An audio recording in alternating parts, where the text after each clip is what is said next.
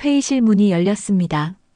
깔끔한 검은색 정장을 입은 여자가 들어서자 앉아있던 남자의 얼굴이 창백해졌습니다. 지은, 내가 왜 여기에? 남자의 목소리가 떨렸습니다. 안녕하세요, 장민준 원장님. 오랜만입니다. 여자의 목소리는 차분했지만 냉랭했습니다. 저는 한빛교육재단 이사 이지은입니다. 여자가 명함을 내밀었습니다. 그 명함을 받아든 남자의 손이 부들부들 떨렸습니다. 이게 무슨 한빛교육재단 이사라고? 그럼 그동안 우리가 무시했던 무직 백수가. 네, 맞습니다. 그 무능한 손자 며느리가 바로 저입니다. 여자의 입가에 차가운 미소가 번졌습니다. 이 이야기는 나흘 전으로 거슬러 올라갑니다. 이지은은 부엌에서 설거지를 했습니다. 결혼한 지 3년째였습니다. 물에 손이 불어 있었습니다.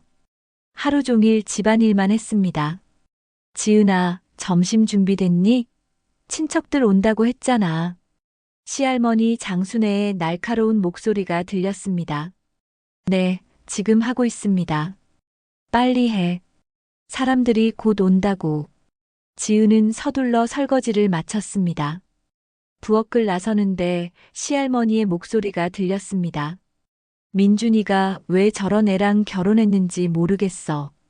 3년이 됐는데 아직도 취직도 못하고. 지은은 입술을 깨물었습니다. 눈물이 날 것 같았습니다. 오후 5시 남편 민준이 퇴근했습니다. 지은아, 물 좀. 네.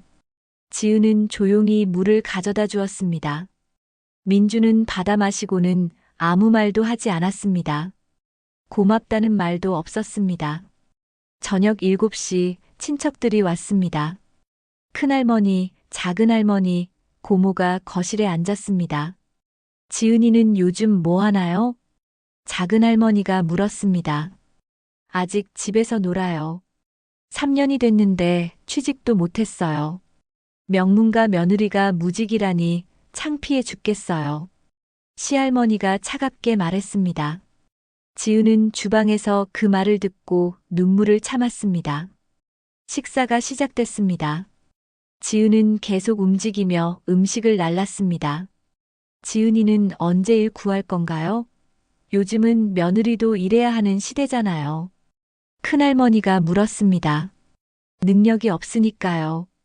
뭘 할 수 있겠어요? 시할머니의 냉정한 대답이었습니다. 지은은 더 이상 참을 수 없었습니다. 죄송합니다. 화장실 좀 다녀오겠습니다. 지은은 자리를 떴습니다. 방으로 들어가 문을 닫았습니다. 눈물이 흘렀습니다. 3년 동안 참았던 눈물이었습니다. 1시간 후 민준이 들어왔습니다. 왜 나갔어? 친척들 앞에서. 죄송해요. 할머니 말이 좀 심했어. 하지만 이해해줘. 취직하면 나아질 거야. 민준은 위로하는 척했지만 진심은 아니었습니다. 그리고 나갔습니다. 밤 11시 모두가 잠들었습니다. 지은의 휴대폰이 울렸습니다. 네, 할아버지. 목소리가 완전히 달라졌습니다. 당당하고 자신감 넘쳤습니다. 은지야, 힘들지? 이제 그만 돌아와도 되는데. 괜찮습니다. 조금만 더요. 3년이면 충분해. 사람들 본성은 다 봤을 거야. 네. 확실히 봤습니다. 할아버지, 민준병원이 우리 재단이랑 계약 추진 중이죠? 그렇단다. 다음 주에 미팅이 있어. 다음 주 미팅에 제가 참석하고 싶어요. 직접 가겠습니다. 알겠다. 준비해 놓으마. 감사합니다. 전화를 끊은 지은의 얼굴에 차가운 미소가 번졌습니다. 3년간의 연기가 끝나갈 시간이었습니다. 추석이 다가왔습니다. 지은은 아침 일찍 일어나 준비를 시작했습니다. 명절 음식을 만들어야 했습니다. 전, 나물, 탕, 잡채까지 20가지가 넘었습니다. 지은아, 뭐해? 벌써 8시야. 시할머니가 문을 두드렸습니다. 네, 지금 나갑니다. 빨리 와. 할 일이 산더미야. 지은은 부엌으로 갔습니다. 시할머니가 팔짱을 끼고 서 있었습니다. 오늘은 실수하지 마. 친척들 다 오는데 창피당하기 싫어. 네, 조심하겠습니다. 오전 내내 음식을 만들었습니다. 손이 베었지만 참았습니다. 정오가 되자 친척들이 도착했습니다. 시할머니의 동생들, 민준의 사촌들까지 15명이 넘었습니다. 지은이 어디 갔어? 큰할머니가 물었습니다. 부엌에 있어요. 음식 차리느라. 아직도 취직 못했어? 네. 3년째 백수예요. 시할머니가 대답했습니다. 목소리에 짜증이 묻어났습니다. 요즘 시대의 며느리가 백수라니. 우리 때는 상상도 못했지. 작은 할머니가 고개를 저었습니다. 지은은 부엌에서 그 대화를 다 들었습니다. 가슴이 답답했습니다. 식사 시간이 됐습니다. 지은은 음식을 날랐습니다. 이거 누가 만들었어? 민준의 사촌 오빠가 전을 집어들었습니다. 지은이가 만들었어요. 맛은 괜찮네. 그래도 일은 해야 하는 거 아니야? 사람들이 웃었습니다. 지은은 웃음기 없는 얼굴로 고개를 숙였습니다. 지은이는 대체 뭐 하나요? 3년이면 충분한 시간인데. 고모가 물었습니다. 능력이 없어요. 서류도 계속 떨어진대요. 시할머니가 말했습니다. 민준이도 참 고생이네. 병원 일도 바쁠 텐데 집에서도 걱정이겠어. 네. 제가 미안해요. 지은은 더 이상 참을 수 없었습니다. 죄송합니다. 잠깐 나갔다 오겠습니다. 또 나가. 식사 중인데? 시할머니가 불쾌한 표정을 지었습니다. 지은은 밖으로 나갔습니다. 한강 공원까지 걸었습니다. 눈물이 흘렀습니다. 그동안 참았던 모든 슬픔이 쏟아졌습니다. 2시간 후 집으로 돌아왔습니다. 친척들은 이미 돌아간 뒤였습니다. 어디 갔다 와? 다들 찾았잖아. 민준이 화가 나 있었습니다. 미안해. 할머니가 얼마나 창피해 하셨는데. 명절에 며느리가 사라지면 어떡해. 정말 미안해. 앞으로는 이러지 마. 이해해? 네. 민준이 방으로 들어갔습니다. 지은은 거실에 혼자 남았습니다. 밤이 되었습니다. 지은은 베란다로 나갔습니다. 휴대폰을 꺼내 전화를 걸었습니다. 할아버지, 저예요. 은지야. 추석 잘 보냈니? 네. 잘 보냈습니다. 목소리가 이상하구나. 울었어? 아니에요. 괜찮습니다. 언제든지 돌아와. 더 이상 참지 않아도 돼. 조금만 더요. 곧 끝날 겁니다. 알았다. 힘내거라. 전화를 끊고 지은은 하늘을 올려다봤습니다. 달이 밝았습니다. 이제 정말 끝이 다가오고 있었습니다. 지은은 방에서 짐을 쌌습니다. 거실에서 웅성거림이 들렸습니다. 민준이 들어왔습니다. 지은아, 진짜야? 네. 더 이상 못 참겠어요. 민준 씨도 할머니 편이었잖아요. 민준은 할 말이 없었습니다. 거실로 나가자 시할머니가 서류를 내밀었습니다. 이혼 서류야. 벌써 준비하셨네요. 지은은 서류를 펼쳤습니다. 민준의 서명이 있었습니다. 어젯밤에 했어. 지은이 주저없이 서명했습니다. 이제 나가. 알겠습니다. 지은이 현관으로 갔습니다. 미안해. 민준이 말했습니다. 괜찮아요. 앞으로 어떻게 살 거야? 무직 백수가. 시할머니가 비웃었습니다. 알아서 할게요.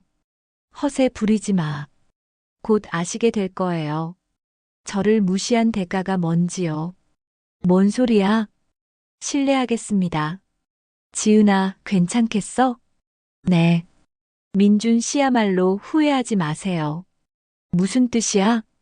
곧 알게 되실 거예요. 지은이 문을 닫았습니다. 허세지 뭐. 고생하면 빌러 올걸. 시할머니가 코웃음 쳤습니다. 밖으로 나온 지은은 택시를 탔습니다. 강남 한빛교육재단 본부로요. 전화를 걸었습니다.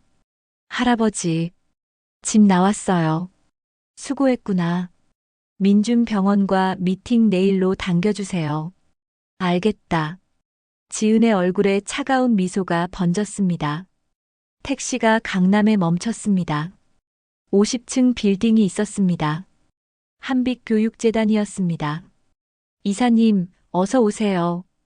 경비원들이 인사했습니다. 수고하세요.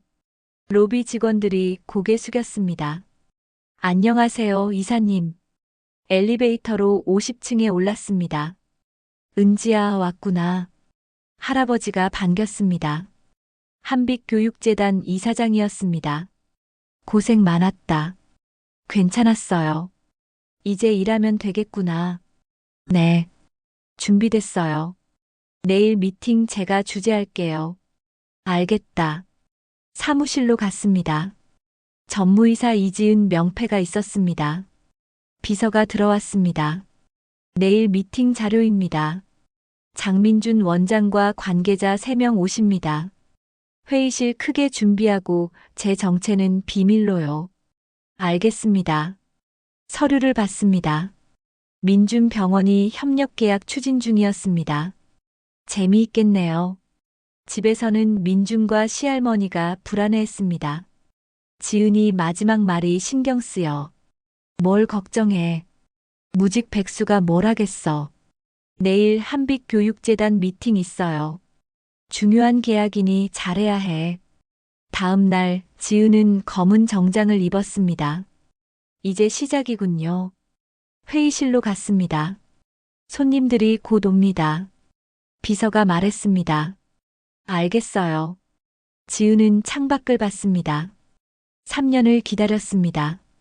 눈빛이 차가워졌습니다. 회의실 문이 열렸습니다. 민준과 관계자들이 들어왔습니다. 담당 이사님이 곧 오십니다. 문이 열렸습니다. 검은 정장의 여자가 들어섰습니다. 민준의 얼굴이 창백해졌습니다. 지은, 안녕하세요. 한빛교육재단 전무이사 이지은입니다. 명함을 내밀었습니다. 이게 아시는 분인가요? 전 아내입니다. 회의실이 조용해졌습니다. 그럼 무직 백수가 할아버지 명령이었어요. 3년 동안 일반인으로 살아보라는 후계자 교육이죠. 이사장님이 제 친할아버지예요. 처음부터 재벌이었다고? 네. 이제 정식 복귀했어요. 왜 숨긴 거야? 때가 안 됐을 뿐이죠. 그럼 우리가 무시하고 모욕했죠. 무직 백수 능력 없다. 창피하다고요. 몰랐어. 저를 사랑한다면서 출신을 무시했어요. 계약 이야기 할까요? 조건이 안 맞습니다. 진행 안 합니다. 재고해 주십시오. 결정됐습니다. 제발. 개인 감정 아니야? 신뢰 없는 파트너와는 일 못해요. 잘못했어. 사과할게. 사과로 안 돼요. 3년 모욕은 못 잊어요. 미팅 끝입니다. 다시 시작할 수 없을까? 재벌이라는 걸 알았으니까 그러시는 거죠? 민주는 부정할 수 없었습니다. 미안하다는 말 이틀 전에 했어야죠. 지은이 나갔습니다. 민주는 주저앉았습니다. 민주는 집에 돌아왔습니다. 어떻게 됐니? 시할머니가 물었습니다. 망했어요. 지은이한테 거절당했어요. 지은이? 지은이가 한빛교육재단 전무이사예요. 재벌 손녀였어요. 시할머니가 주저앉았습니다. 그럴 리가. 3년 동안 우리가 무시한 사람이요. 소문이 퍼졌습니다. 장민준 원장 부인이 재벌이었대요. 시어머니가 무시해서 쫓아냈대요. 동네와 병원에 소문이 돌았습니다. 시할머니는 밖에 나갈 수 없었습니다. 일주일 후 민주는 지은을 만났습니다. 정말 미안해. 미안하다고 다 되나요? 다시 생각해 볼 수 없을까? 이제 와서요? 잘못했어. 할머니도 후회해. 3년 전에 했어야죠. 한 번만 기회를 줘. 무직 백수였을 때는 기회 안 주셨잖아요. 가보세요. 지은이 일어났습니다. 더 이상 연락하지 마세요. 집에 돌아온 민준이 말했습니다. 완전히 마음 닫았어요. 내가 너무 심했구나. 이제 와서 후회해도 소용없어요. 지은은 사무실에서 창밖을 봤습니다. 이제 진짜 제 인생을 살 거예요. 3개월 후 이사회의가 열렸습니다. 이지은 전무이사를 부이사장으로 승진시킵니다. 할아버지가 발표했습니다. 박수가 울렸습니다. 최선을 다하겠습니다. 기자회견이 열렸습니다.